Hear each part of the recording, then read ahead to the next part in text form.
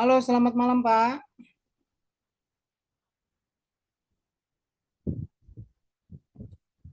Selamat malam, Pak Riki.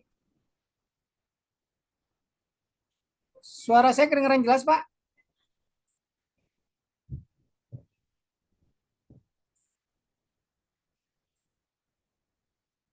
Halo, Pak Riki. Suara saya kedengaran jelas? Masih ke-mute, Pak. Masih di mute. Posisi Bapak masih di mute. Oke, sip. Sip, jelas, Pak. Ya, clear ya, Pak ya. Ini kita nunggu sebentar nih, Pak. Masih satu orang yang baru join. Siap.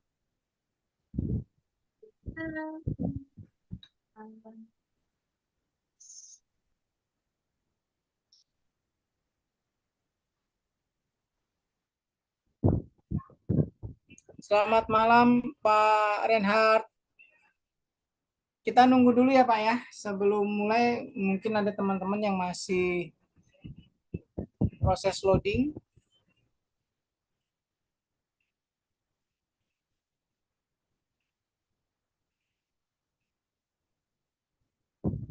Yang saya tampilin udah ini masuk ya, Pak?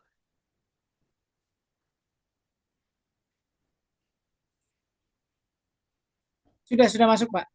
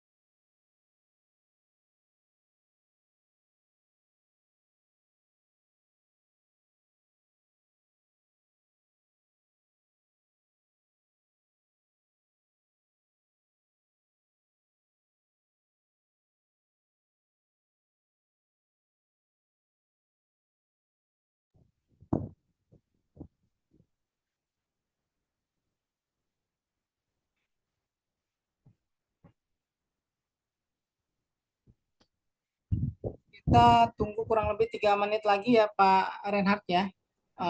Nanti tidak ada teman-teman yang bergabung, nanti kita langsung mulai ya Pak Riki ya di jam 7.15 ya. Siap. Baik, Ya. Pak.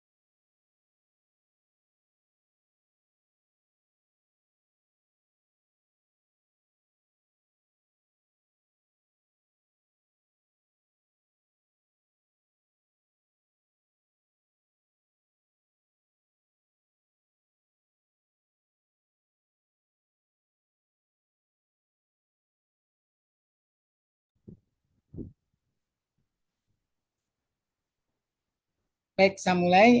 Bismillahirrahmanirrahim. Assalamualaikum warahmatullahi wabarakatuh. Selamat malam Pak Reinhardt yang saat ini baru join ya. Nanti tinggal menunggu teman-teman aja yang gabung langsung nanti. Selamat malam juga Pak Riki. Selaku di sini narasumbernya yang nanti akan berbagi seputar yang namanya road safety driving ya Pak ya. Ya. Mudah-mudahan ini live streaming juga di YouTube Pak. Mudah-mudahan bukan hanya Pak Reinhardt saja yang mendapatkan manfaatnya. Jadi nanti bagi teman-teman yang menyaksikan ulang webinar ini di YouTube channelnya IK Education Center, semoga juga bisa memberikan manfaat bagi banyak orang. Nah, mungkin langsung ini aja Pak, pemaparannya Pak Riki, silakan Pak. Ya, baik, Pak. Assalamualaikum warahmatullahi wabarakatuh. Waalaikumsalam warahmatullahi Ya, wabarakatuh. selamat malam, Pak Ferry. Selamat malam untuk Pak Reinhardt juga. Untuk kesempatan kali ini, kita akan sharing session. Kita akan sharing ya, bukan training, tapi sharing. Apa yang saya mungkin tahu lebih dulu, yang saya sharing, saya bagi di sini, yaitu tentang road safety driving atau basic safety driving. Itu untuk pengendara motor maupun mobil. Oke, lanjut. Tujuan training ini adalah meningkatkan kesadaran keselamatan berkendara, eh, terus mengurangi resiko kecelakaan, mengembangkan keterampilan, defensive driving, dan pentingnya berkendara bagi pengemudi dan pengguna jalan lainnya. Ini tujuannya nih. Terus kalau ditanya eh, mengapa sharing session ini penting, ini salah satu materi yang saya bawa juga di tempat kerja saat ini, diminta sama pimpinan kami, karena dalam 2 bulan terakhir ini banyak terjadi kecelakaan karyawan, sehingga pentingnya minta sosialisasi.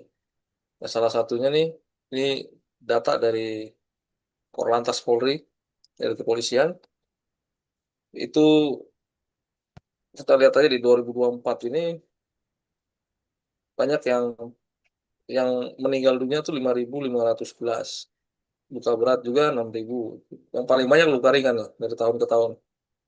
Bahkan di tahun 2023 itu yang meninggal dunia di jalan tuh lebih banyak dibanding yang luka berat. Makanya yang lagi viral sekarang ini kan pengemudi truk yang katanya kalau nabrak pengendara motor, daripada dia harus luka-luka masih hidup, nanti biayanya lebih besar nih. Akhirnya ditindas meninggal. Itu udah sering saya pernah dengar itu dari zaman dulu terjadi hal-hal seperti itu. Itu lagi viral lagi sekarang. Nah, makanya di sini bisa dilihat bahwa yang luka berat sama yang meninggal dunia ini lebih banyak yang meninggal. Maka saya bilang mengapa sharing session ini penting. Saya udah dua kali berturut-turut bawa ini sharing karena beberapa sebulan yang lalu lah ya, salah satu karyawan kita di hotel eh, akhirnya meninggal karena meninggal di tempat ya, karena terjadi tabrakan. Dia pulang malam mungkin kecepatan tinggi, akhirnya nabrak tiang listrik, meninggal dunia. Nah, fakta dan data statistik kecelakaan ini kenapa penting? Ini yang paling sering terjadi adalah lepas kendali. Ini seperti yang tadi saya sampaikan, ada beberapa almarhum dari karyawan kita, dia lepas kendali karena motornya itu dia nggak terbiasa bawa motor Mio, Matic. Nah, pas malam-malam kondisi kenceng, dia nggak bisa menghindar salah satu motor, akhirnya dia mengarah banting stangnya langsung ke arah tiang listrik, akhirnya meninggal dunia. Terus tabrakan antar kendaraan, ini paling sering nih. Tabrakan antar kendaraan ini yang paling paling kecil ya paling lecet ya kan, paling yang paling parah ya paling menyebabkan luka berat atau meninggal. Kemudian tabrakan saat menyalip ini juga paling sering terjadi. Makanya ada teknik menyalip, teknik yang aman. Oke, kalau mobil atau kendaraan kita ini eh, nggak sering di-tune up, atau mungkin eh, gasnya agak apa namanya, berat lah, jangan sering-sering nyalip gitu. Kalau orang punya motor kenceng itu bagusnya itu pada saat apa? Pada saat nyalip gitu. Karena pada saat kita nyalip itu kebiasaan orang Indonesia ini nggak suka kalau disalip gitu. Begitu disalip dia malah eh, nambah gas itu. Nggak mau kalah gitu. Kayak orang lagi trek-trekan, lagi nambah apa? Lagi kayak di sirkuit tuh. Nah, itu tabrakan saat menyalip pun pada banyak terjadi. Terus menghindari pejalan kaki. Ya ini pejalan kaki, kebiasaan buruknya nih merasa kalau udah di daerah zebra cross main jalan-jalan aja gitu, nggak memperhatikan mobil atau motor yang lagi kencang gitu. Memang dia benar pada jalan di zebra cross, tapi kan dia harus memperhatikan juga di mana mobil atau motor yang sedang dalam kondisi kencang itu, kalau rem mendadak dan teknik pengereman juga kurang bagus, itu kondisi bisa jatuh atau bisa jadi menabrak pejalan kaki atau beragam situasi lainnya. Kecelakaan lalu lintas karena kesalahan manusia mencatat kasus paling banyak, setidaknya 2023 dan 2024. Nah, ini yang 2023 dan 2024 nih, ini yang ini data itu human error. Bahkan saya pernah nanya ke salah satu rekan saya yang polisi, saya bilang, ini data ini kok tahun ke tahun nambah terus, kadang nggak ada. Nah, terus ya jawabannya simple, simple tapi mengena juga. Iya, soalnya kebanyakan orang SIM-nya SIM nembak kata.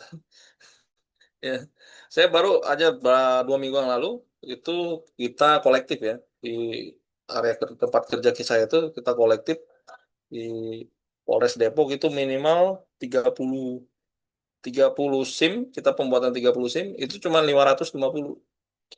Ya cuman kalau secara nyaman, secara apa nggak buang-buang waktu, harus memang enak gitu. Cuma modal kita 550, kumpulin, bayar ke ini, duduk, foto, udah langsung jadi.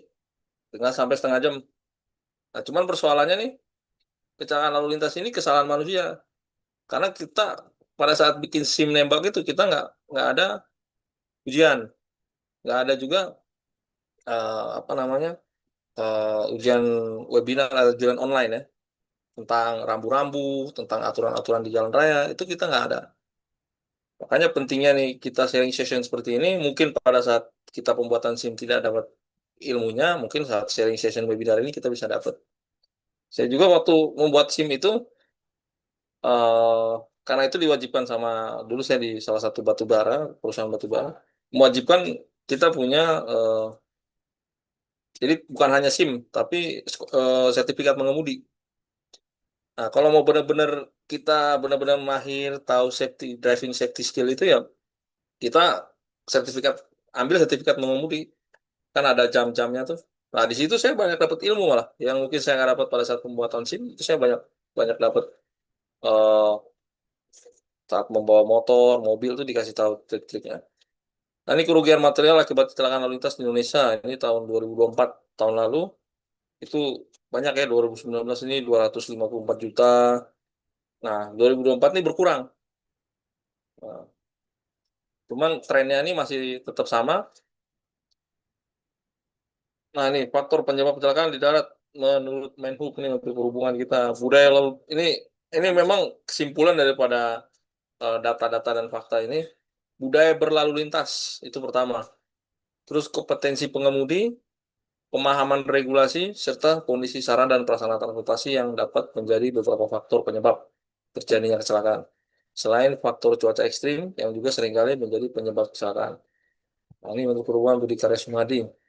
Nih, memang ada benernya nih, budaya berlalu lintas. Kalau kalau ya teman-teman lihat di daerah Depok, daerah Jakarta, lawan arah itu bukan hal yang tabu gitu. Satu motor lawan arah, biasa pada ngikut di belakang itu. Karena alasannya muternya kejauhan. Saya juga sering mengemudi mobil maupun motor, itu budaya ikut-ikutan itu untuk melanggar lalu lintas sering terjadi. Soalnya kan kita melihat jalanan macet, mungkin Jumat atau pada saat malam, satu mobil atau motor masuk area busway, jalur bis, itu pasti ngekor di belakangnya tuh. Nah, ini budaya, udah jadi budaya. Jadi sesuatu yang salah karena dilakukan berjamaah, dilakukan banyak, akhirnya jadi suatu budaya, kebiasaan. Terus kompetensi pengemudi, ini yang tadi eh, sempat disindir sama salah satu rekan dari kepolisian, ya banyakkan sim nembak sih, gitu. Itu. Ya kompetensi pengemudi. Jadi eh, teknik-teknik defensive driving, teknik-teknik me- teknik-teknik mengemudi yang istilahnya cari aman lah, cari aman buat diri pribadi maupun orang lain. Terus pemahaman regulasi ini penting juga, serta kondisi sarana dan prasarana transportasi darat. Kalau sarana prasarana ini jalan raya saya kira mungkin nggak terlalu menjadi soal ya. Sama kecelakaan, cuaca ekstrim pun nggak begitu ini. Cuman yang paling paling paling banyak ini budaya berlalu lintas sama kompetensi pengemudi. Ya. Tahap keselamatan berkendara ini pertama sebelum berkendara, pre-driving, saat berkendara dan setelah berkendara. Ini kita ada nah, persiapan sebelum berkendara. Ini harus dijadiin budaya yang tadi disampaikan tuh eh, budaya berlalu lintas yang salah ataupun pelanggaran lalu lintas yang dijadiin budaya. Nah, ini sebenarnya budaya yang harusnya kita terapkan, yaitu pemeriksaan kendaraan itu luangkan waktu minimal 1 sampai 2 menit. Ini paling simpel nih. Pastikan ban memiliki tekanan angin yang sesuai. Mobil itu antara 32 sampai 35 PSI, terus motor sport atau motor gede itu 32 sampai 42, motor bebek atau matic itu 26 sampai 36 PSI. Nah, mungkin kalau tidak ada alat untuk mengukur, paling nggak kalau udah keseringan naik motor, sudah seringan naik mobil, kondisi kurang angin pasti berasa. Nah, itu buru-buru segera ditambah angin gitu. Ya bagusnya sih kita punya alat pompa sendiri. Jadi sebelum berangkat, sebelum kita keluar rumah, kita udah tambah angin sendiri di rumah. Tuh. Ada juga yang sistemnya TPMS sensor. TPMS sensor ini yang untuk mobil-mobil canggih, ya, mobil-mobil zaman sekarang ini udah nggak perlu cek satu-satu ditekan-tekan bannya kayak posisi gambar ini, tapi udah udah ketahuan ya. Untuk jadi kalau ada logo ini muncul yang tanda seru warna kuning ini, berarti kondisi bannya kurang angin, ya TPMS. Bahkan beberapa mobil Alphard itu dia udah bisa indikasi, dia udah punya sensor di setiap ban. Jadi ban depan dua depan, terus ban dua di belakang itu ketahuan. Oh, ban kiri depan nih yang kurang angin. Kalau TPMS sensor yang ini nih, ya kita cari sendiri dari empat ban itu mana yang kurang angin, cek manual gitu. Terus pastikan ban memiliki kedalaman tapak yang cukup. Kedalaman tapak minimum yang sah adalah 1,5 mm atau 2/32 inci. Ya ini pengukuran ini jarang dijadiin. Ini kenapa materi ban ini banyak? Ini salah satu penyebab kecelakaan terbesar ini karena bannya botak atau kurang angin atau bahkan saya pernah kejadian tuh sekali pas lagi spuring ya, spuring mobil kan kalau kondisi setirnya nggak lurus itu habis di spuring akan ditukar bannya. Ya, karena kebetulan yang ngelakuin itu montirnya atau mekaniknya itu ya mungkin anak trainee SMK kali ya. Ini SMK apa dari STM dia masang ban tapi nggak dikencengin. Keluar dari bengkel ini kok bunyi-bunyi ya kan. Pas dicek ternyata ban kiri belakang itu nggak dikencengin, bautnya cuma diputar aja, pas diturunin lupa buat dikencengin lagi tuh ban yang ditukar. Nah, ini ban ini menjadi satu hal yang krusial. Banyak terjadi kecelakaan ini karena karena ban ya. Karena ban ini yang krusial. Semua beban dari mobil, motor itu semuanya menapaknya ke ban. Jadi kalau bannya kedalamannya kurang, berarti pengeremannya nggak maksimal. Pengeremannya pada saat kondisi jalan lagi basah, lagi licin, itu nggak maksimal. Ada juga yang gaya-gayaan model ban cacing ini nih, seperti yang di motor Matic ini nih.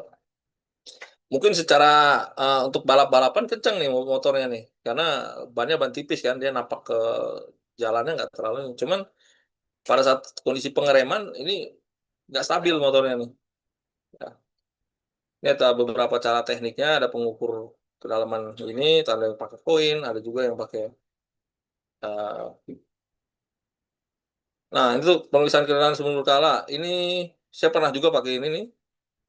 Nah, ini karena ban mobil itu kalau kondisi kita parkir di luar, bukan di itu kurang angin, tapi dia nggak begitu kelihatan. Kita harus benar-benar nyolokin ke pentil pentil anginnya tuh, baru kita tahu tekanan PSI-nya berapa. Sesuai dengan yang diterapkan sama perusahaan atau pembuat mobil itu apa enggak. Jadi yang PSI ini nih, ini kalau teman-teman lihat itu setiap mobil beda-beda memang. Tergantung dari lebar bannya, tapaknya. Ini yang paling tepatnya kita lihat dari buku manual setiap kendaraan nih. Dia bagusnya di mana. Dan ini nggak stabil ya, ini benar-benar nggak pakem. Dalam arti kalau kita kondisi jalan di tol, kondisi panas bannya, di PSI-nya akan meningkat tuh, akan makin kenceng.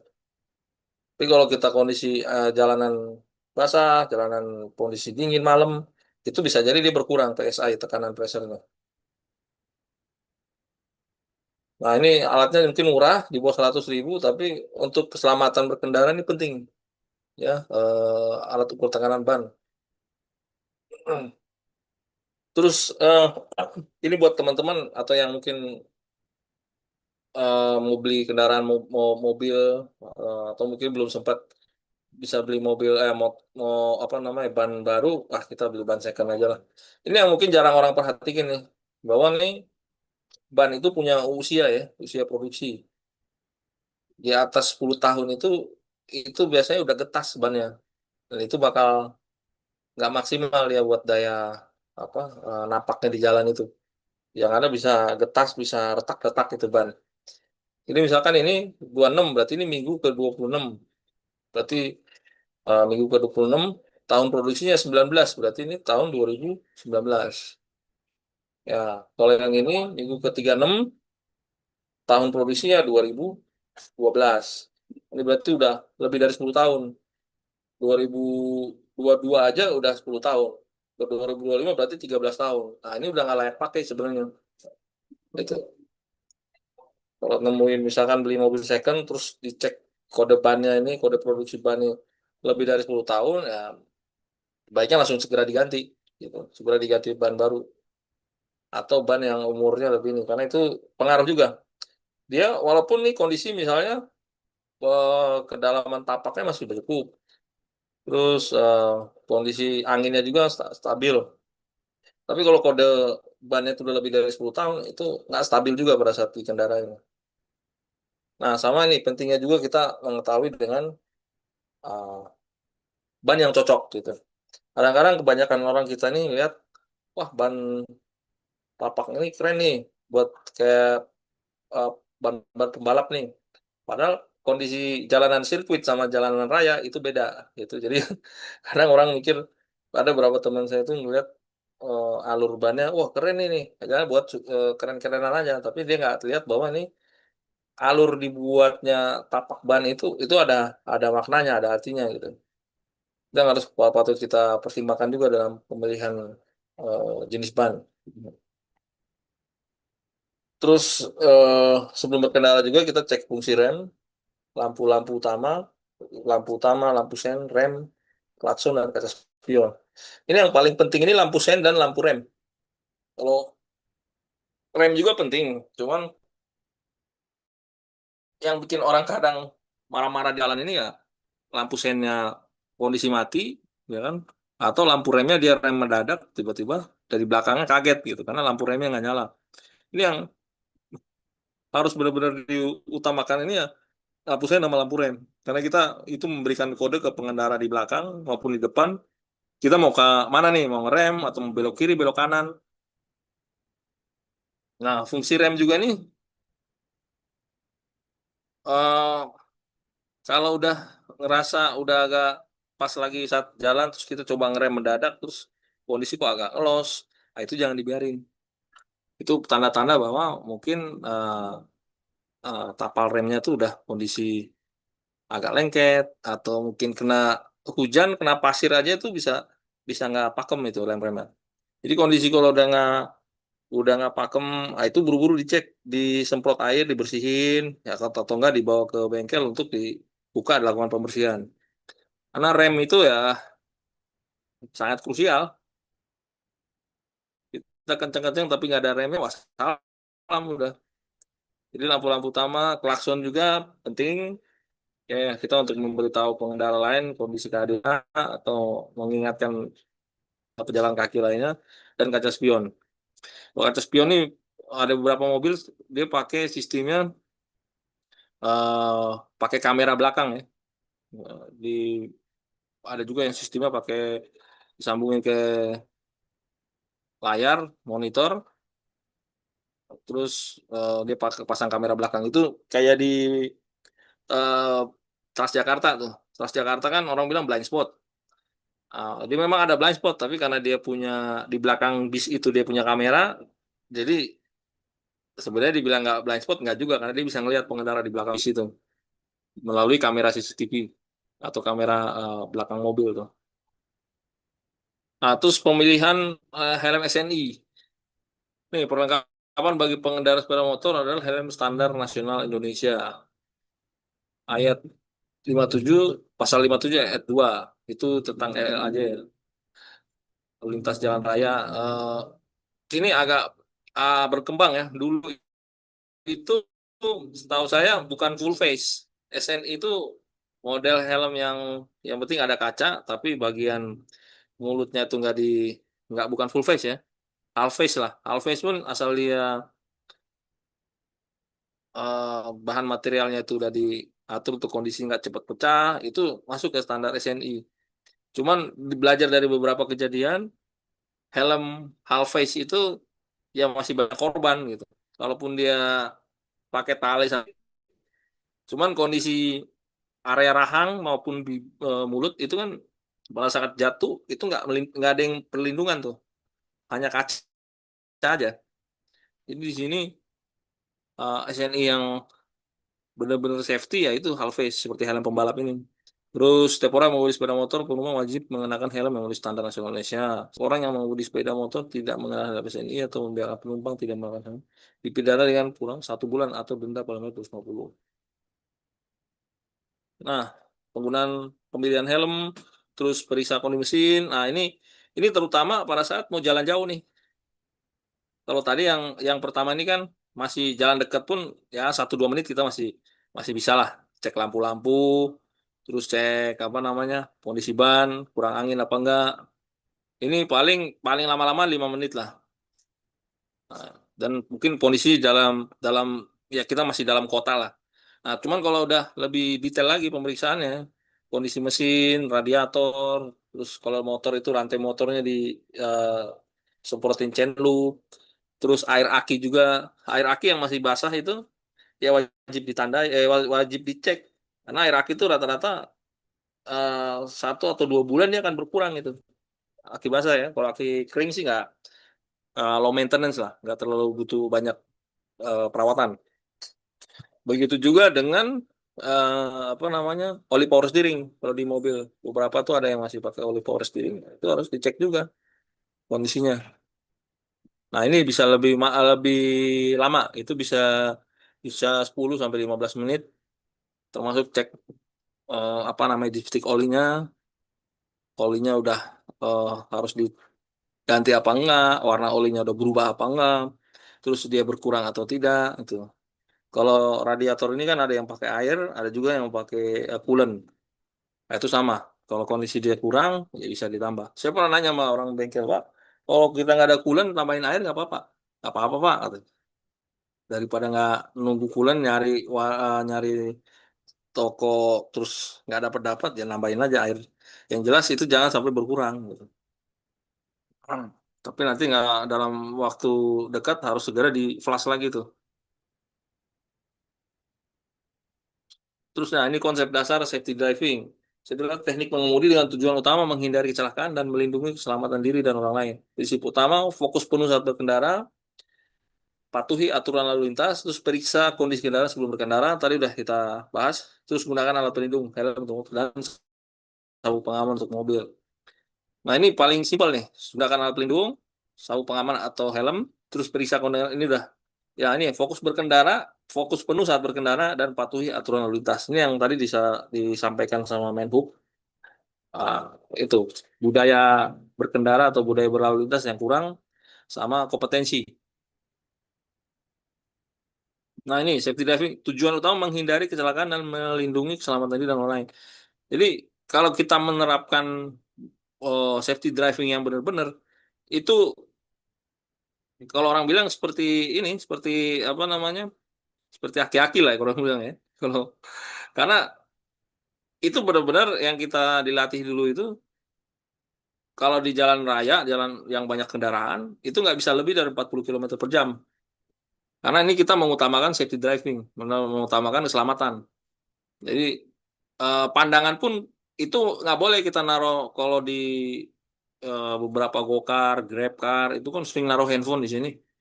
Safety driving itu nggak boleh naruh handphone di sini. Handphone. Makanya kalau di beberapa mobil balap itu dia pakai namanya apa namanya untuk yang melihat GPS di samping pengemudi itu. Jadi bukan si pengemudi yang ngebuka GPS, ngebuka Maps, bukan, tapi dia harus punya asisten di samping kiri. Nah, itu yang jadi navigator ya, navigator atau penunjuk arah jalan. Suruh belok kiri, kiri, kanan, kanan. Karena dia harus fokus berkendara, fokus mengemudi. Yang dilihat ini bangsa 10 sampai 15 meter di depan. Jadi kalau si motor di depan ini kondisi dia nyalain apa namanya lampu sen kanan, berarti dia udah mulai ke arah kiri ini menghindar. Begitu juga nih kalau ada jalan raya ini tiba-tiba ada mobil keluar, dia harus mengurangi kecepatan. Bukan safety driving itu bukan begitu ada mobil keluar dari jalan ini malah dia gaspol biar cepet-cepetan. Nah itu bukan safety driving aja defensive driving berarti kita bertahan mengalah gitu. Untuk apa? Untuk keselamatan kita maupun keselamatan pengendara lain gitu. Nah ini ke ini pengendara motor sama kayak tadi, tapi motor apa bebek ya. Sama. Ini nggak boleh ada juga ya. Kalau saya sering perhatikan ya, misalkan di beberapa Gojek ataupun Grab ya. Kadang sering banget tuh, kemudian orderan ditaruh di atas ini, akhirnya fokusnya hilang. Fokusnya hilang, akhirnya nyerempet, tabrak, gitu kan jatuh. Karena apa? Teknik fokus penuh saat berkendara ini hilang gitu. Itu pun kondisi sekarang etle ya atau etilang itu kita naruh handphone di atas sini ada, terus kena apa foto atau kena lampu blitsnya itu langsung kena tilang. Kalau lihat walaupun kita nggak ini kita nggak sedang mainin handphone ya, tapi kalau kelihatan handphone di atas ini dianggap itu memecah fokus dari si pengendara, itu bisa kena etle, bisa kena tilang. Sama dengan ini ya, pengendara motor bukannya fokus ke jalan raya, dia fokus kepada apa handphone, ya bisa kena etle juga gitu, atau diberhentiin polisi ditegur gitu. Nah ini sama, nah ini sama konsep yang mungkin saya refresh lagi nih. Ini ada apa namanya gas, ada rem sama kopling. Nah ini yang ada budaya orang itu seringan ya, sering lihat teman berkendara itu pada saat dia ngerem kondisi kenceng, yang ada dia cet kopling kopling plus rem, itu yang kadang-kadang bikin kampas remnya habis tuh, cepat habis. Kondisi memang kalau kalau ngerem dalam kondisi kecepatan tinggi itu nggak jangan jangan apa jangan injek kopling dulu, tapi rem dulu, rem pelan-pelan, rem. Nah kalaupun harus injek kopling itu untuk nurunin gigi. Nah ini konsep konsep safety driving juga nih, itu sering terjadi tuh, bahkan di sekolah-sekolah mengemudi itu sering dikasih tahu kalau ngerem jangan sambil injak kopling gitu. Kalau injak kopling ya mobil makin meluncur gitu, makin kencang. Nah, ini konsep ini mungkin simple, tapi kalau nggak kita jadiin kebiasaan, jadiin budaya, mau ngerem pasti injek kopling dulu baru ngerem. Nah, itu lama-lama eh, kampas remnya habis gitu. Sama, ini pun kalau teknik pengereman ini motor bebek ini eh, harus sering latihan sih. Dalam artian ini kebiasaan orang bawa motor bebek atau motor ini pada saat dia ngerem itu stangnya dia melintir. Itu yang sering jatuh tuh. Saya sering banget liatin orang pada saat dia mungkin maksudnya menghindar ya. Dia ngerem terus pengen menghindar gitu. Tapi yang ada begitu dia ngerem mendadak, terus stangnya dimiringin, akhirnya kalau kena jalanan berpasir itu bisa langsung ngerosot itu. Nah ini yang harus, kalau kondisinya lagi kencang, ya rem kaki sama rem tangannya harus berbarengan. Itu baru pakem itu. Kebiasaan juga yang jadi kurang tepat ini, dia hanya ngerem misalkan rem kaki. Karena alasannya, oh kalau sering-sering main rem tangan bisa jatuh. Ya kondisi selama tangannya ditahan, dipegang, terus remnya berbarengan antara rem kaki sama rem tangan, itu insya Allah nggak jatuh gitu. Dan harus sering-sering dibuat latihan.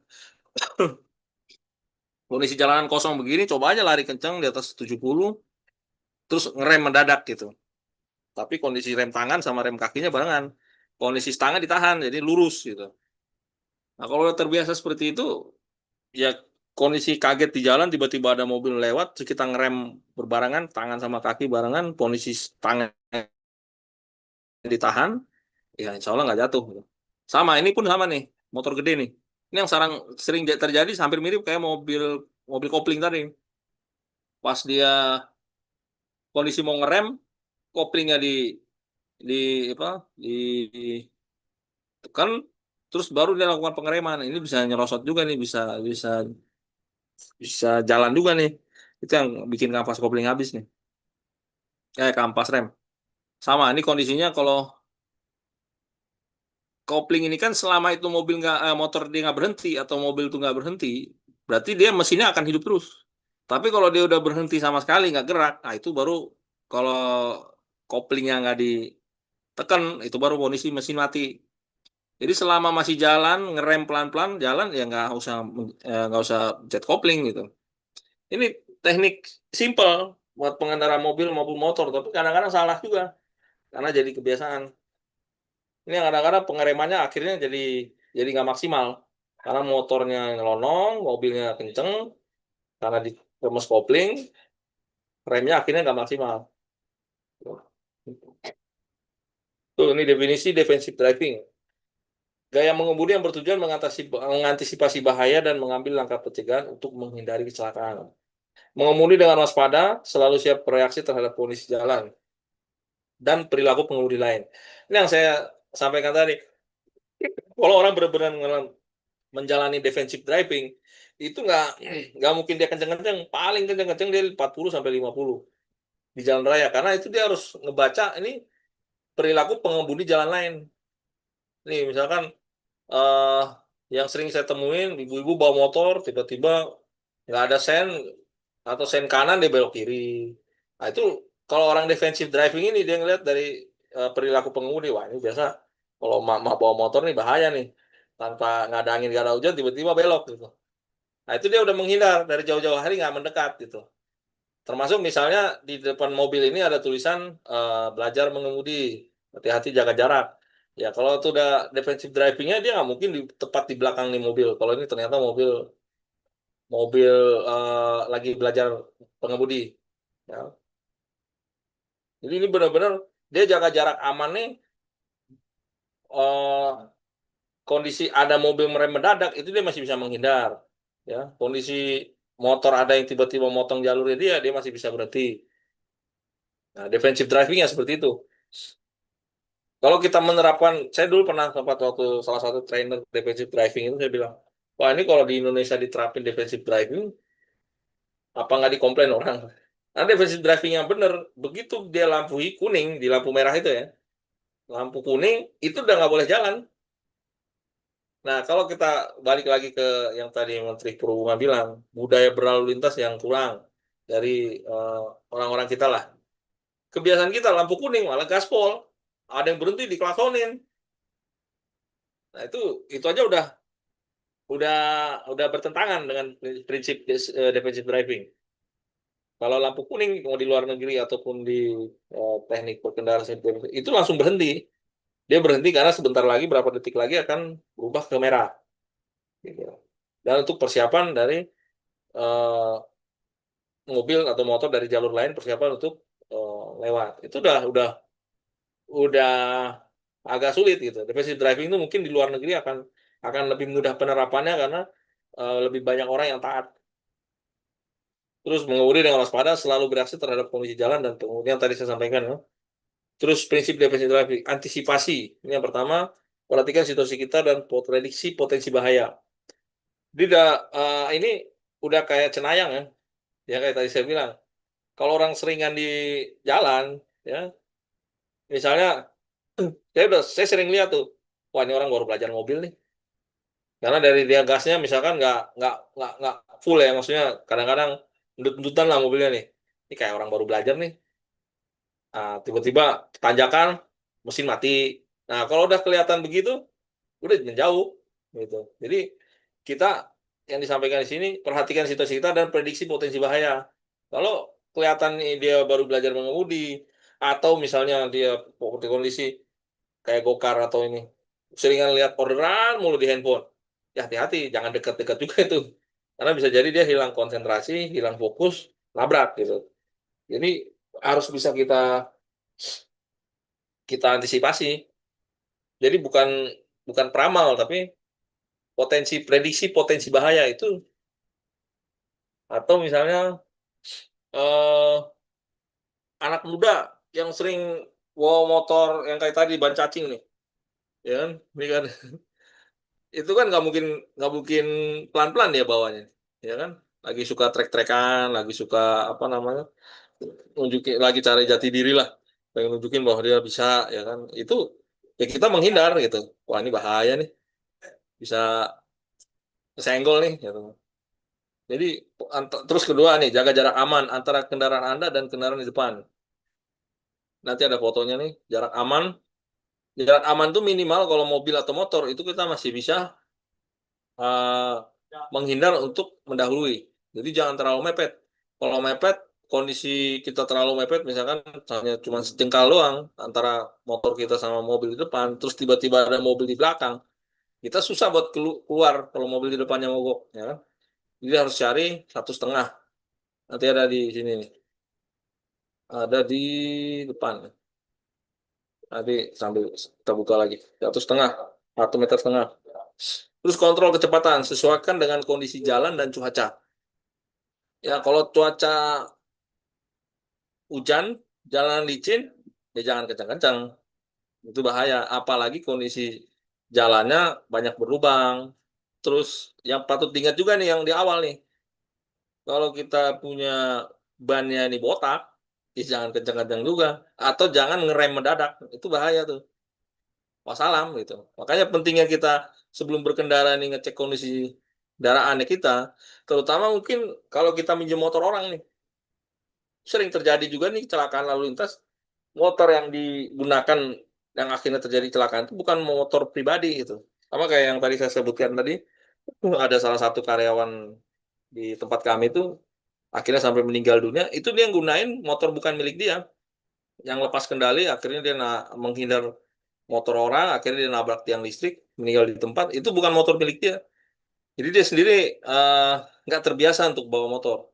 Atau mungkin juga kurang kurang dicek itu kondisi remnya bagus apa enggak, terus kondisi bannya juga traksinya bagus apa enggak pada saat terjadi pengereman itu ya karena bukan kendaraan milik sendiri ya kita akhirnya kurang kurang bisa mengendalikan jika terjadi hal darurat. Nah, terus kontrol kecepatan, terus gunakan sinyal beri tanda saat berbelok atau berpindah jalur. Nah, ini yang sering nih. Saya kalau ada mobil motor tiba-tiba belok ngapain saya klaksonin gitu. Dalam artian kita nggak memberikan pendidikan ke mereka juga, jangan asal belok gitu.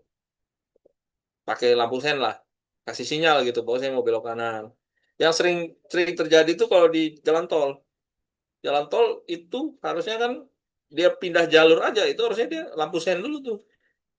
2 atau 3 detik sebelum dia pindah jalur, itu dia harus ngasih lampu sen. Jadi kendaraan di belakangnya dia nih udah tahu bahwa ini si mobil depannya dia mau pindah jalur nih.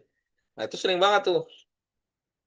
Apa mungkin keseringan dia belok aja yang dia pakai lampu sen, pindah jalur di tol itu jarang jarang ada yang ngasih lampu sen itu.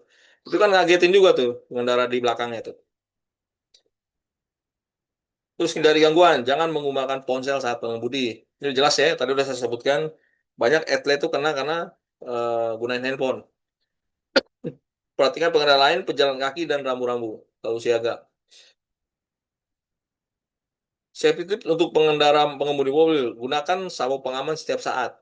Nah, ini setiap saat nih. Kadang kebiasaan kita, ke Indomaret doang bentaran, cuman deket, nggak usah pakai sabuk pengaman. Nah, itu setiap saat mau selama itu mobil dia bergerak, itu sabuk pengamannya harus digunakan. Beberapa mobil tuh malah ada apa pemberitahuan kan bahwa sabuk pengaman tidak digunakan. Ada reminder, ada uh, logo untuk pengingat bahwa si sabuk pengaman harus segera dipakai. Nah, itu begitu penting itu sabuk pengaman. Terutama mobil yang tidak punya airbag ya, nggak punya airbag. Itu kalau masih punya airbag dalam artian masih ada apa second option lah. Kalau dia lupa menggunakan sabuk pengaman pada saat terjadi benturan atau tabrakan, kalau si airbagnya mengembang, alhamdulillah masih bisa si pengemudi itu masih bisa selamat gitu, nggak langsung kena benturan kaca atau setir mobil. Tapi kalau memang nggak ada airbag ya usahain selalu pakai sabuk pengaman. Terus jangan mengemudi dalam kondisi lelah atau mabuk. Nih sering terjadi kecelakaan begini. Kalau di beberapa makanya beberapa bis luar kota itu pasti dia ada 2 pengemudi. Nah, itu sering terjadi juga tuh. Pengemudi utamanya lelah, akhirnya diganti sama kondektur. Kondekturnya belum terlalu bisa untuk bawa mobil, akhirnya terjadi kecelakaan. Jadi kalau paling aman itu terjadi paling aman itu kalau memang kondisi kita jalan jauh, ya kita harus tidur dulu, istirahat yang cukup, jangan begadang, nah baru kita oh, mulai perjalanan jauh. Kalau memang kondisi sudah lelah dan kita tidak ada driver pengganti yang bisa menggantikan, yang mending di rest area istirahat, tidur sejam 2 jam, baru lanjut lagi. Itu salah satu teknik defensive driving. Jadi kita jangan sampai kondisi lelah dipaksakan, apalagi kondisi mabuk, ya kan? Itu lebih parah lagi tuh. Terus gunakan posisi duduk yang nyaman dan siap. Nah, ini masing-masing orang punya preferensi masing-masing. Ada yang maunya tuh joknya mungkin di depan, kalau dia bawa motor agak mepet ke depan, ada yang sukanya duduk di belakang. Itu gimana kenyamanannya kita aja. Terus jangan melawan arus lalu lintas. Ini yang saya bilang budaya yang ikut-ikutannya kita. Nah, terus berikan prioritas pada pejalan kaki dan pengendara lain. Ini mengalah. Sifat mengalah di jalan raya tuh akhir-akhir ini udah langka ya. Ya, ada kesenggol dikit ya kan langsung turun ribut, itu sering banget tuh terjadi tuh. Sedangkan kalau kita udah training tentang defensive driving itu harusnya ya kita banyak mengalah gitu. Pejalan kaki ya kita kasih prioritas, jangan saya bilang di zebra cross mentang-mentang pejalan kakinya masih baru mau melangkah kita malah gaspol. Nggak ada salahnya kan berhenti dulu sampai pengendara pejalan kakinya lewat baru kita lewat. Terus safety tips untuk pengendara motor, gunakan helm standar di sini yang benar dan nyaman. Ini yang saya sampaikan tadi, SNI yang terbaru ini dia harus full face. Jadi dia mengcover area mulut ya, mulut, hidung, rahang itu karena area vital juga. Kalau SNI yang dulu kan hanya half face ya, dia cover hanya kaca doang, tapi area sekitar mulut, dagu, rahang ini nggak di cover. Terus gunakan pakaian pelindung seperti jaket dan sepatu tertutup. Ini penting. Jaket kulit biasanya atau jaket yang tebel, terus sepatu tertutup. Terus sarung tangan tebal atau sarung tangan kulit dan sepatu. Jadi sebenarnya bukan gaya-gayaan ya orang pakai sepatu, pakai jaket kulit apa itu bukan bukan bagian daripada mode, bukan dari bagian dari modis, tapi itu bagian dari safety. Karena kalau kondisi orang jatuh dari motor, ya kalau kita tanpa perlindungan jaket maupun sepatu, yang ada luka-luka, lecet itu, paling nggak lecet itu. Terus jangan membawa barang berlebihan. Nah ini yang melebihi muatan nih kadang-kadang saya perhatiin tuh orang bawa es, bawa barang, terus bawa Gojek itu karena dia pakai apa namanya, pakai apa namanya same day, pakai ini barangnya melebihi kapasitas dia jalan, itu berbahaya juga. Terus waspadai blind spot kendaraan lain. Ini yang blind spot ini yang sering terjadi nih daerah mobil-mobil gede, mobil truk. Kalau yang kayak Transjakarta itu memang dia gede, tapi kan yang saya bilang di belakang si Transjakarta tuh ada kamera. Jadi dia nggak benar-benar blind spot karena si drivernya masih ngeliat pengemudi di belakang. Terus hindari riding di antara kendaraan yang padat, lane speeding yang berbahaya. Nah ini kendaraan yang padat eh, ini yang sering sering banget terjadi nih. Kondisi macet, mau motor nyelip-nyelip di antara kendaraan tuh. Nah ini hindari lah kita kalau memang kondisi macet jangan sering apa namanya karena kondisi si mobil itu kalau kondisi dia lagi nggak fokus ya pas kita nyelip itu bisa jadi ketabrak gitu. Terus teknik defensive driving jaga jarak aman minimal 2 detik dari jarak kendaraan depan. 2 detik ini lebih sering dipakai nih 2 detik. Ada yang bilang wah satu 1,5 meter dari mobil depan. 1,5 meter ini bisa benar bisa enggak karena kalau kondisi kendaraannya sama-sama kencang di jalan tol 1,5 meter itu terlalu dekat atau 2 meter pun masih terlalu dekat itu. Jadi di minimal 2 detik. Jadi 2 detik itu kondisi kita masih bisa menghindar, masih bisa apa namanya banting setir ke arah jalan yang aman ya. Jadi hitungannya tuh biasanya 2 detik, bukan meter. Karena kalau meter itu kalau kondisi jalanan macet 1,5 meter masih aman. Tapi kalau kondisi jalan tol orang di atas 80 kilometer per jam 1,5 meter itu terlalu mepet. Ya. Kita nggak ada peluang atau nggak ada kesempatan untuk menghindar apabila si mobil di depan tuh ngerem mendadak.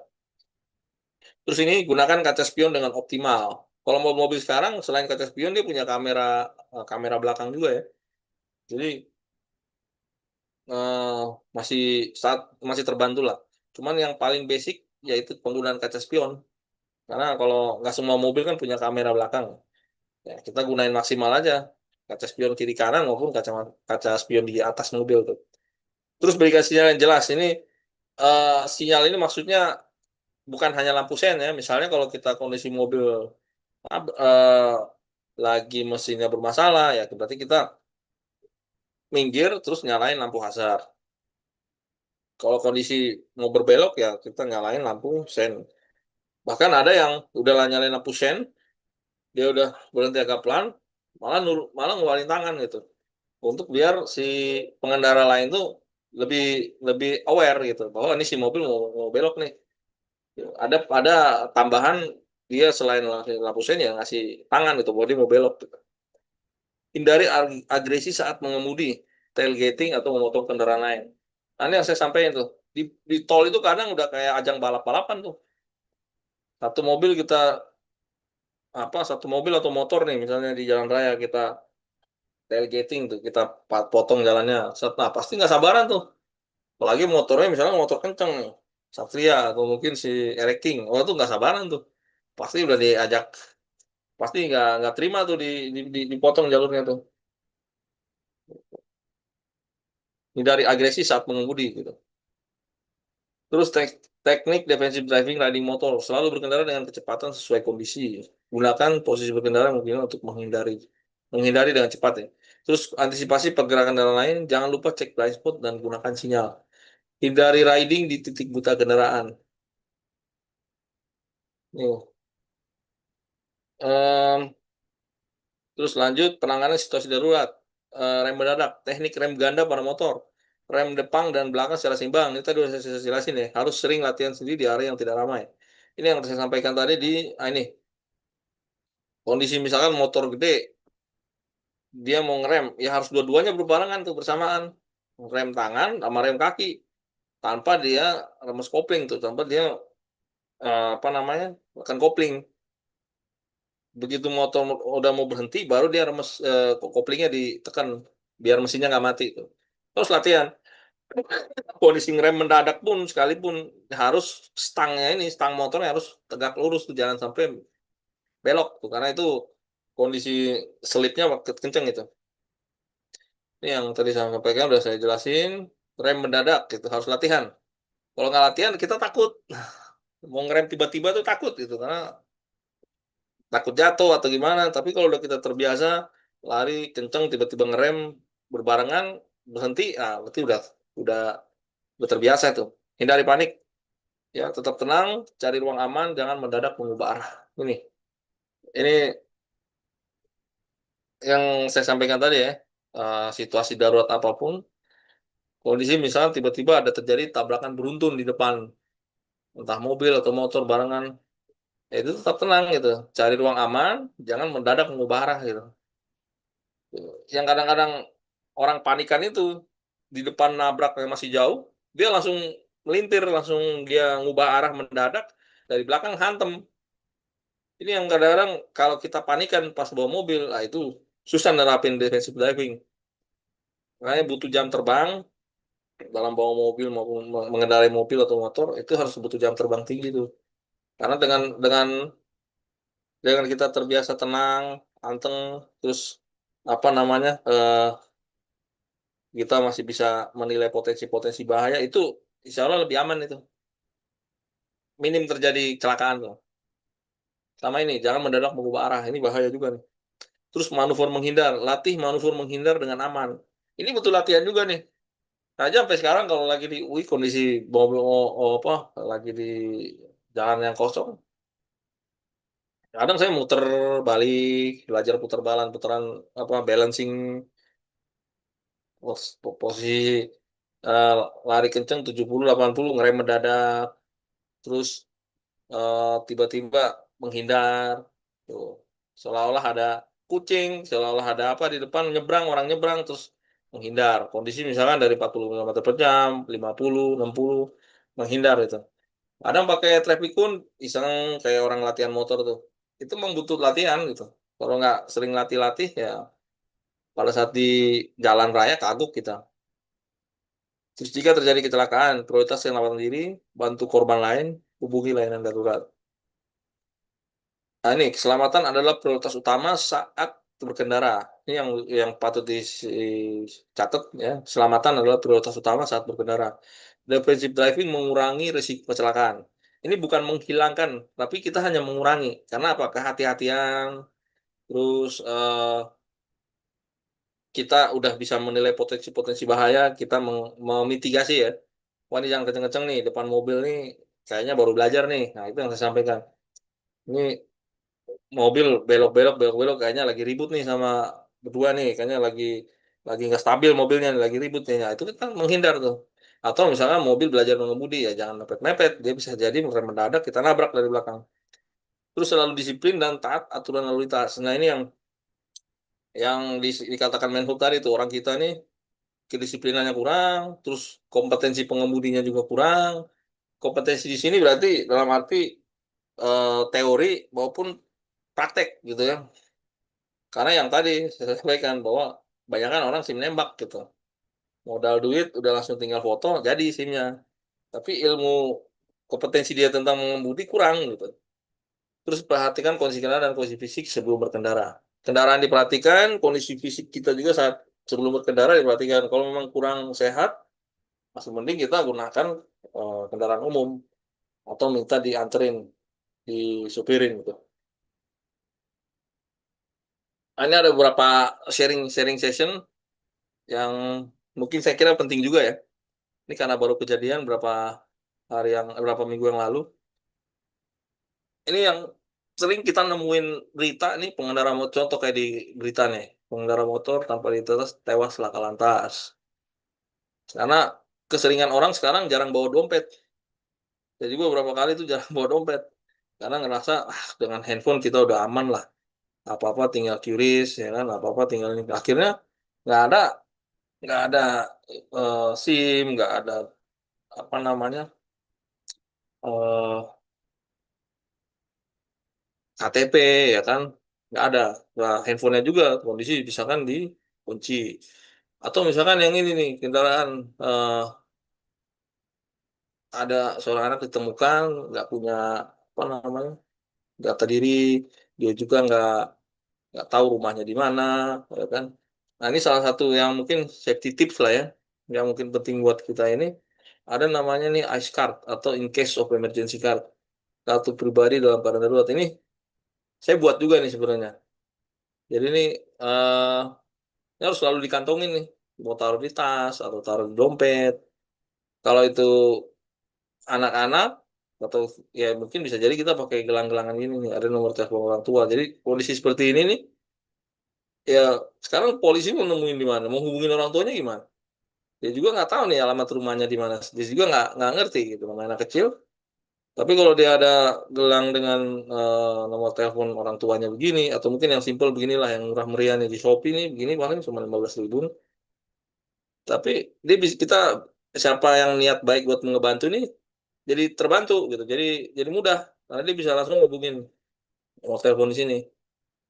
Nah kalau yang ini misalnya yang kayak tadi sampaikan misalkan ada terjadi kecelakaan di jalan. Nah ini ada emergency kontak nih siapa yang bisa dihubungin.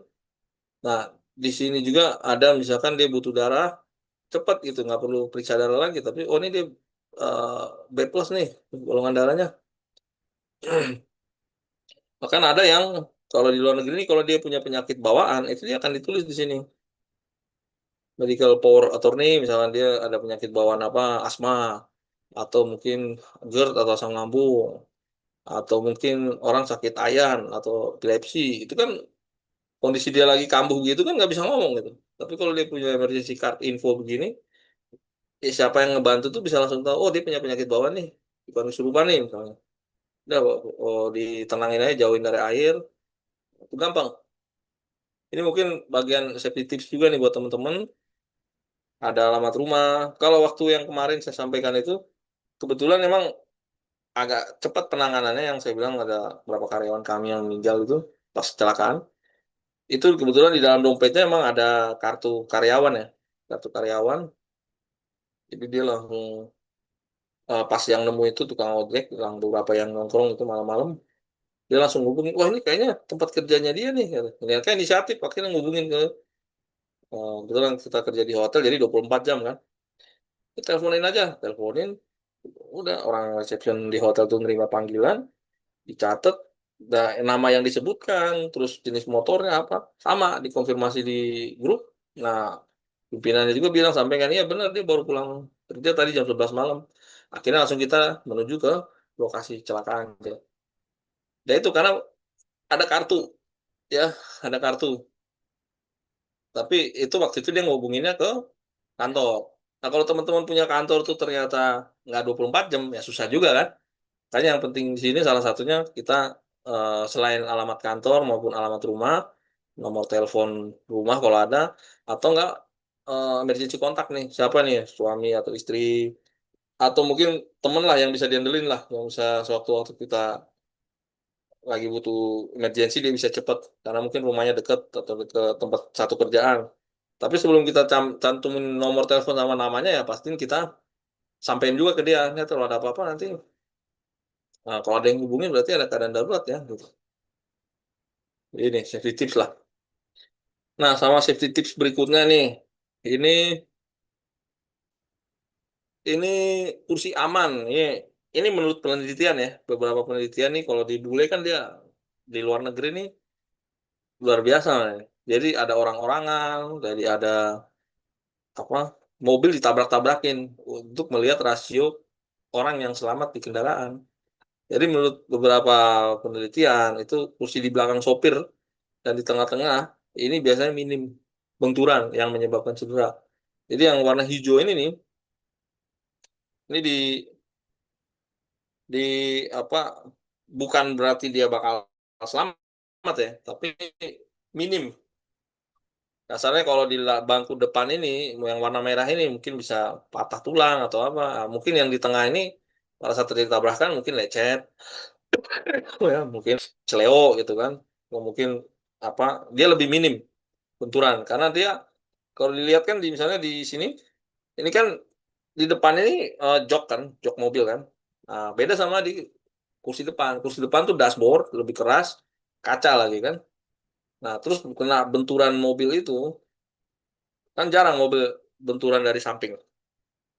Rata-rata karena mobilnya maju depan, jadi benturan itu pasti rata-rata umumnya dari apa namanya kap depan mobil. Makanya eh, apa dibilangnya nih kemungkinan ya atau rasio untuk orang meninggal berdasarkan data maupun fakta maupun penelitian itu paling bahaya itu duduk di depan. Kecuali yang mungkin sudah dilengkapi sama airbag yang tadi saya sampaikan tuh. Ya apalagi airbagnya misalkan nggak ada, udah gitu lupa lagi pakai selamat apa namanya pakai sabuk pengaman ya wassalam udah. Di depannya itu dashboard keras, kaca juga keras. Bahkan beberapa kecelakaan itu orang malah eh, malah keluar dari dalam mobil kan, malah dia loncat itu. Malah orangnya malah eh, karena ngerem mendadak, nah tabrakan, akhirnya orang keluar dari kaca tuh, kacanya pecah, orangnya malah malah kepalitan tuh, keluar dari dalam mobil. Itu sering terjadi tuh. Terus ini safety tips juga, kalau kita memarkirkan kendaraan, pastikan di area yang terang, ya kan, jangan area yang gelap, karena curanmor ataupun pencurian kendaraan bermotor tuh sekarang lagi rame-ramenya nih ya. Terus di sini nih incorrect, ya ini notul. Ini yang sering sering banget terjadi nih, putar balik. Udah jelas-jelas nggak boleh putar balik, tapi putar balik akhirnya. Ini polisi memang bukan bukan putaran balik ya kita harus terus lurus gitu. Bukan yang malah dipaksain tulisannya noton, malah putaran balik gitu. Itu yang sering terjadi kecelakaan juga nih. Nah, terus ini menghindari. Ini biasanya di daerah di tol ini. Di tol ini yang kalau dia mau tailgating atau dia mau mendahului itu harus ada kode-kode sebelumnya ya. Kalau dia apa, lampu panjang Terus kalau memang kendaraan depan ini masih masih menghalangi jalurnya kita, sebisa mungkin kita nggak motong jalur ke kirinya dia nih. Khawatirnya apa? Pas kita motong jalur, baru kondisi dia telat buat nabrak. Nah, itu bisa bahaya juga tuh kondisi kencang 80-100 km per jam. Kita udah, kalau sebaiknya kalau mau mendahului di daerah tol, dikasih lampu panjang aja sampai itu mobil menghindar sendiri nih. Menghindar ngasih jalan buat kita lewat. Ini kalau kita motong jalur ke kiri, khawatirnya dari belakang ada mobil kendaraan kencang nabrak, atau pas kita lagi mau ke kiri kondisi dia mobilnya baru baru melipir tuh, baru baru ke arah kiri, akhirnya kena nabrakan tuh. Kalau kondisi cuma 20-30 km per jam mungkin lecet, tapi kalau kondisi 80 km ke atas itu ya salam itu. Ya, kondisi bisa bisa dipalitan tuh mobil. Jadi ini teknik-teknik mendahului di jalan tol ini penting. Tetap cari, kudu tahu teknik-teknik yang aman. Terus kalau memang nggak dikasih jalan ya udah jangan jangan buru-buru gitu. Karena kita balik lagi kan prinsip safety driving itu untuk mencari keselamatan gitu, keselamatan diri kita maupun orang lain. Nah ini juga sama, ini beberapa no overtaking ya kan. Kondisi mendahului itu jangan no overtaking by heavy good vehicle ya.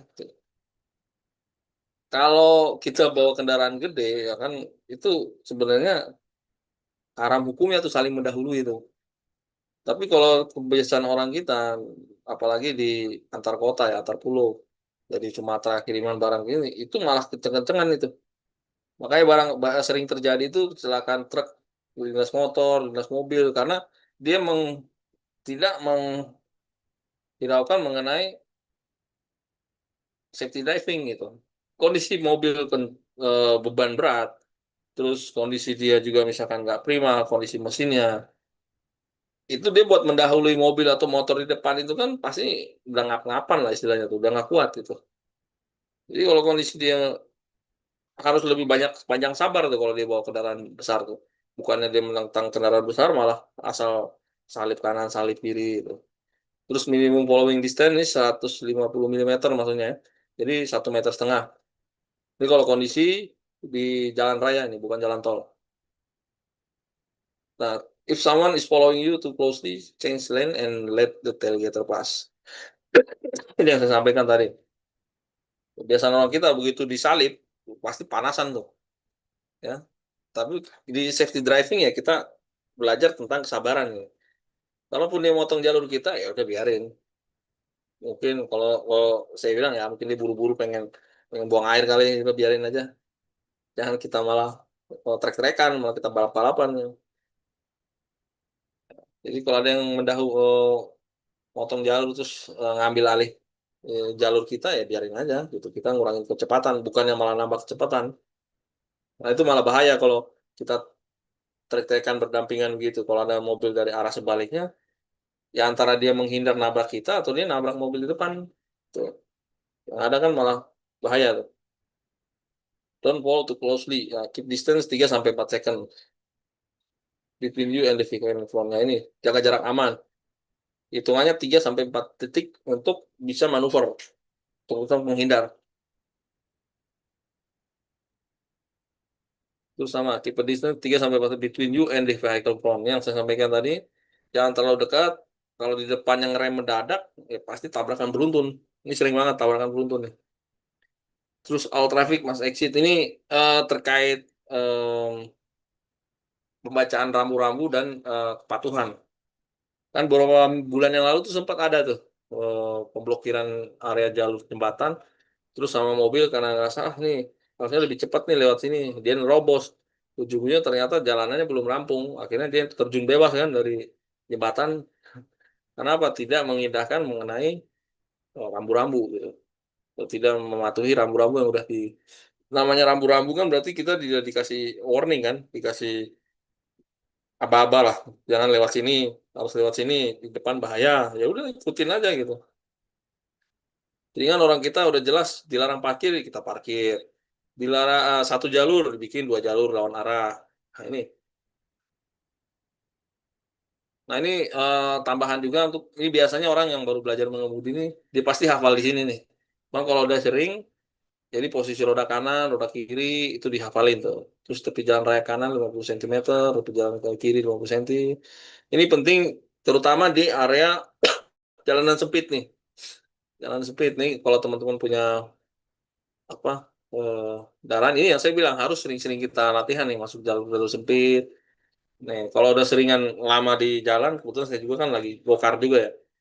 Ikut go-kart, jadi kalau udah sering-sering masuk jalan sempit, biasa udah nggak ada pikiran gini nih. Jadi lebih terpercayanya apa? Dia buka buka jendela, ngelihat tengok. Itu udah paling paling apa nama cari aman lah.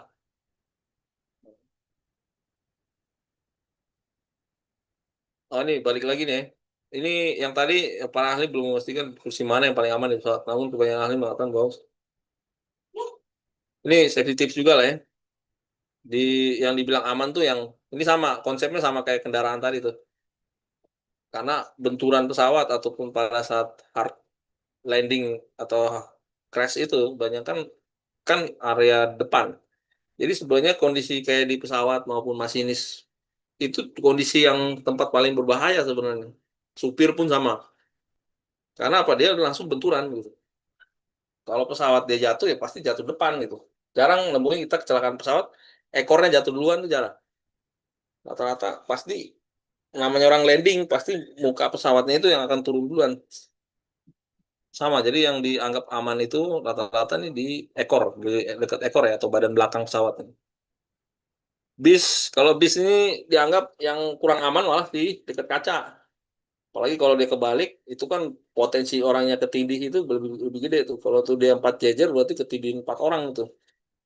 Belum pecahan kaca. Jadi yang aman itu sebenarnya di tengah-tengah. Atau yang di pojok tapi bukan di arah kacanya, tapi arah apa namanya pilar A atau pilar B-nya tuh. Nah, ini minibus pun sama. Yang berbahaya di depan juga ya, karena benturan pertama awal di depan. Kereta pun sama, gerbong tengah dianggap paling aman karena biasanya dalam pesawat gerbong paling depan dan belakang sedang mengalami deformasi atau keluar rel. Nah, duduk di gerbong paling depan dan belakang risiko tinggi. Jika kamu terpusing menghadap ke belakang, itu akan lebih aman karena kamu tidak akan terjatuh jika mengerem mendadak. Ini mirip yang tadi saya sampaikan di sini nih. Ini yang anak kecil ini kan. Kondisi yang aman itu sebenarnya dia malah ngebalik bukan ke arah kaca atau ke arah dashboard, tapi dia ngadap ke arah jok. Itu lebih aman.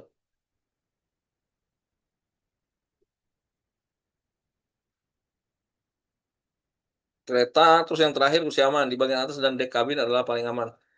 Kursi bahaya itu kursi paling bawah. Di bawah ini rawan terjadi kebocoran dan paling cepat teredam sehingga sulit keluar. Ini kalau beberapa terjadi karam, itu beberapa decknya itu dia otomatis dia auto close decknya tuh. Jadi kebanyakan orang kalau udah kan untuk keselamatan ini kalau udah terjadi kebocoran dia akan nutup otomatis tuh. Orang di paling bawah ini ya amit jangan sampai kejadian ya. Kalau udah ditutup otomatis emergency begitu dia nggak bisa naik lagi tuh. Gitu. Jadi yang paling aman tuh sebenarnya di atas. Jadi kondisi kalaupun harus kapal karam, dia bisa penyelamatan pakai skoci. Cuman biasa di bawah-bawah ini biasanya ABK-nya ya, anak buah kapal atau penumpang biasa jarang ditempatkan di area lambung kapal. Ya balik lagi kalau saya sampaikan di dunia ini emang nggak ada tempat yang aman sebenarnya. Yang aman ya kalau kita berdoa meminta keselamatan, perlindungan dari Yang Maha Kuasa baru insya Allah aman tuh. Oke, sampai saya kira udah cukup sharing session kita. Mungkin ada yang mau ditanyakan ataupun mau di-sharing pengalamannya mungkin. Ya, bagi teman-teman yang mau bertanya, sangat menarik sekali. Banyak hal yang mungkin kita nggak aware ya Pak ya selama ini bahwa oh seperti ini gitu. Bahkan tekanan ban pun atau bahkan kita belok gitu kan. Karena di luar sana pun banyak yang nggak, maksudnya gini, banyak orang bisa naik kendaraan tapi nggak ngerti cara berkendara gitu kan. Nah itu Ya, yang betul, Pak. kadang-kadang eh, contohnya ya anak-anak apa namanya anak-anak kecil, anak SMP yang baru dikasih motor sama orang tuanya beranggapan bahwa dia sudah safety nih, bahwa dia bisa nyetir atau bisa mengendarai motor gitu kan, tapi dia nggak ngerti. bagaimana tata cara berkendara. Nah, sebenarnya hal ini sangat-sangat penting sekali nih untuk teman-teman di luar sana untuk mengerti gitu kan, keselamatan itu paling penting jika kita tahu bagaimana cara berkendara. Nah, bagi teman-teman yang ada pertanyaan boleh bisa langsung open mic, bisa langsung tanyakan ke Pak Riki atau mungkin bisa sharing berbagi pengalaman terkait safety driving. Silakan Pak Rian, mungkin Pak Habib, atau di sini ada Infinix nih X6525B. Silakan jika ada pertanyaan. Dan juga sekedar informasi buat teman-teman untuk materi dan sertifikat itu akan dikirimkan maksimum H plus 7 dari pelaksanaan malam hari ini. Silakan jika ada pertanyaan.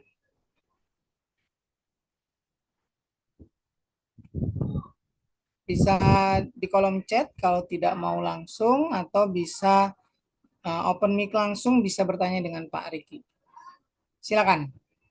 Kita masih ada waktu kurang lebih sekitar setengah jam lagi ya. Silakan Pak Habib, sepertinya ada mau bertanya ini.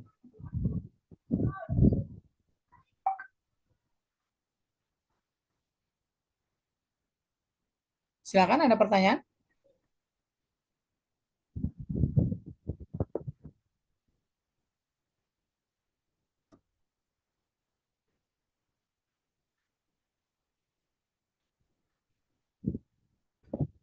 Izin Pak, suara saya masuk Pak.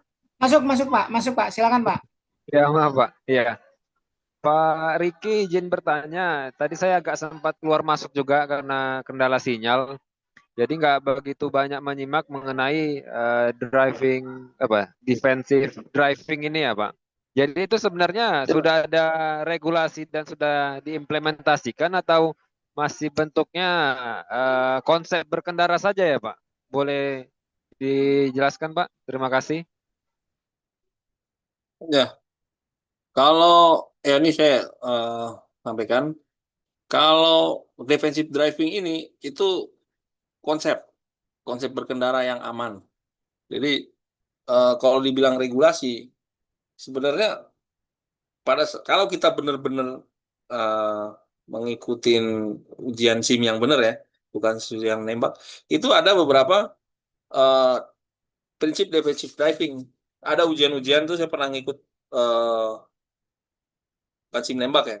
Itu udah ada di Korlantas maupun ujian pembuatan SIM itu ada beberapa pertanyaan-pertanyaan yang tadi saya sampaikan. Misalkan eh, kita mendahulukan mana nih kalau ada mobil ambulan, itu udah ada arah ke kalau kita dipotong jalurnya sama mobil apa yang harus dilakukan. Itu ada sebenarnya kalau di tes SIM itu kan ada tes psikologi, terus ada tes ujian teori. Nah, itu sebenarnya konsep ini udah diterapin, udah dijadiin beberapa soal-soal di apa namanya ujian SIM. Cuman sayangnya kenapa tidak banyak penerapannya itu karena yang tadi balik lagi sampaikan bahwa eh, budaya budaya kita untuk berkendara ini yang disampaikan oleh ini budaya berlalu lintas kita ini udah udah parah kalau dibilangnya ya ikut-ikutan lawan arah ya kan tidak sesuai dengan tidak bisa membaca mungkin bisa baca tapi sikap acuh gitu kan. Jadi kalau dibilang ini ada aturannya, ada sebenarnya itu untuk di beberapa ujian SIM itu ada beberapa teknik atau beberapa defensive driving, konsep defensive driving yang diharapkan si dari Korlantas itu si yang pengambil SIM ini bisa menerapkannya tuh, gitu. Tapi balik lagi, kalau kitanya tidak benar-benar ngikutin ujian SIM itu sesuai dengan regulasi. Kadang jadi buah si malakamanya di sini. Kita ngikutin benar-benar sesuai aturan pembuatan SIM. Tapi giliran eh, pas ujian prakteknya agak dipersulit. Jadi ada buah si malakama di situ. Jadi kalau saran em, saya juga waktu itu kalau sebenarnya kalau boleh jujur kalau nggak diwajibin sama beberapa perusahaan saya di batubara itu saya buat karena kan bawa bawa kendaraan juga ya. itu saya nggak akan ikut eh, untuk mengemudi maupun defensive driving. Jadi disuruh bukan hanya SIM tapi harus punya sertifikat mengemudi itu minimal 1 minggu tuh. Berapa jam mata pelajaran tuh. Terus yang kedua harus ada defensive driving. Bisa di beberapa PJK 3 atau di beberapa ini kita harus ngikut. Ya, karena diwajibin sama perusahaan, akhirnya saya ikut gitu. Cuman kalau dibilang harus apa namanya, harus kesadaran sendiri, mungkin mikir-mikir juga ya, karena terkait biaya juga, terkait mungkin yang tadi disampaikan sama Pak eh, bahwa wah kita udah bisa mengemudi kok, ngapain sih kita pelajari lagi konsep-konsep mengemudi gitu. Tapi di sini pentingnya, makanya kalau ditanya ini ada aturannya atau cuman berupa konsep, ini adalah konsep yang memang sudah diterapkan di ujian SIM, ya, salah satunya, tapi belum benar-benar diterapkan gitu di kehidupan real di perjalanan. Saya kira itu ya Pak.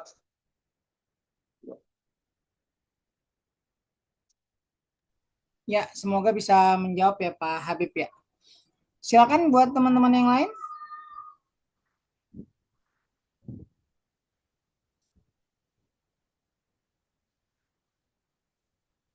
Jika ada pertanyaan boleh, monggo silakan.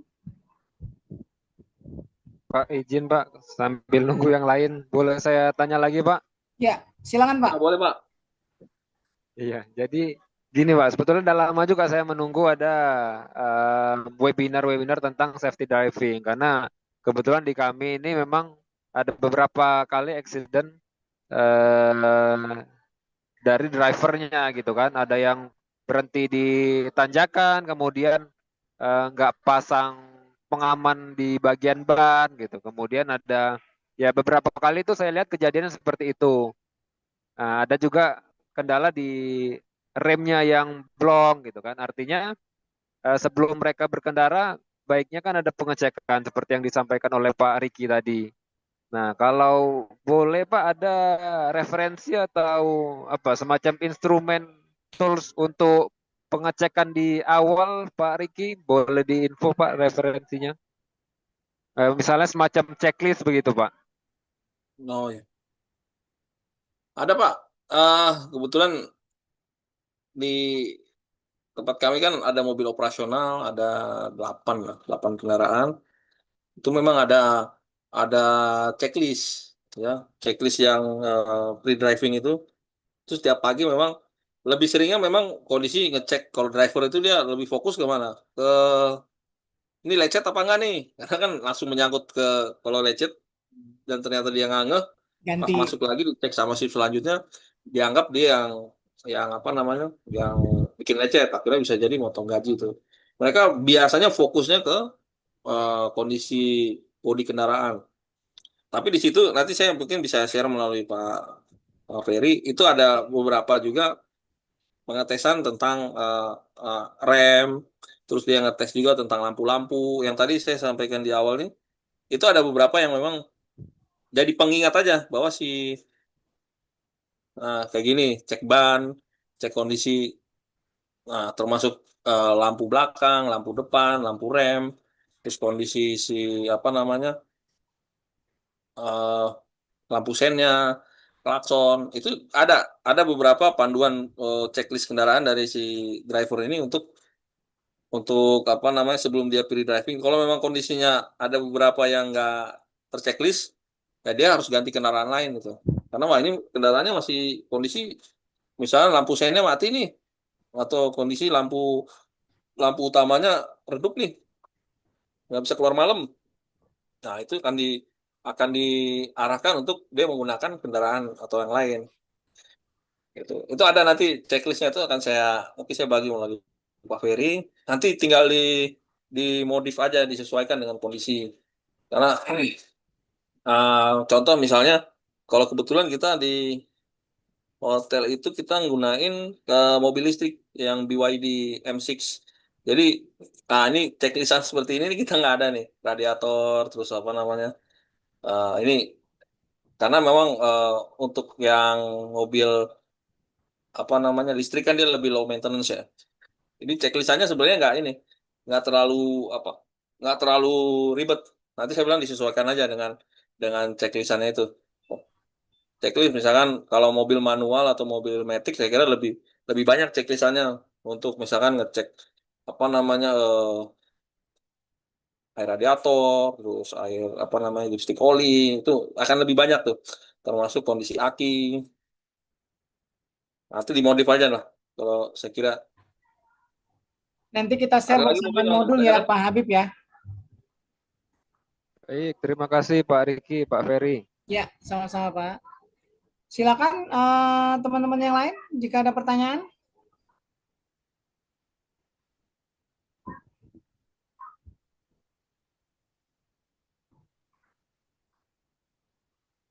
Ada lagi pertanyaan? Silakan.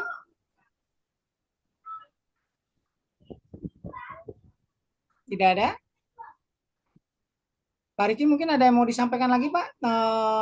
Sebagai penutup, sepertinya tidak ada lagi pertanyaan dari teman-teman Ya, peserta. mungkin saya menyangka lagi satu yang dari Pak Ferry tadi. Eh, Mungkin kita punya putra-putri, anak, ya kan. Ya, Kalau kita mau mengikuti aturan yang sebenarnya usia saat dia membuat SIM itu kan sebenarnya usia 17 sampai 18 ya. ya, Karena emang di situ banyak terjadi misalkan terjadi ketabrakan, terjadi sampai misalkan buka berat sampai ada yang menghilangkan nyawa. Itu rata-rata kalau pengendara di bawah umur itu secara kedewasaan dia kurang. Terus kedua, ya, secara psikologinya juga itu masih labil. Itu sebenarnya usia orang SIM itu bukan hanya soal kedewasaan dari fisik dia, tapi itu terkait dengan psikologinya juga. Jadi kalau kita saran saya masih mending dia bersabar, kita anak putri kita, anak putra putri kita nih bersabar sampai benar-benar dia mateng lah secara psikologi, baru terus dia setelah regulasi dia punya SIM, baru kita bolehin lah pakai kendaraan tuh. Karena penyesalan ya biasanya datang di akhir gitu. Seperti yang terjadi kan misalnya yang anaknya Ahmad Dhani, Sidul itu kan sampai menabrak orang sampai akhirnya meninggal dunia. ya, Sampai sekarang dia masih tanggung kan si orang tua dari adik-adiknya yang betul. korban itu masih ditanggung biaya kuliahnya, biaya sekolahnya. Orang tuanya Pak Ahmad Dhani itu masih. Belum kejadian lagi yang banyak kalau kita browsing-browsing tuh anak di bawah umur terjadi tabrakan bukannya berhenti karena takut diamuk massa malah orang diseret sama dia. Nah itu Iya, kalau udah terjadi seperti itu ya penyesalan ya pasti di belakang itu ya, biaya keluar tenaga keluar itu kan. Saya kira itu sih Pak paling eh, tambahan dari saya sih. ya. Mudah-mudahan insya Allah kita aman kondusif dalam berkendara dimanapun kita berada dan insya Allah kita dalam perlindungan yang maha kuasa selalu. Terima kasih Pak. Amin. Assalamualaikum warahmatullahi wabarakatuh.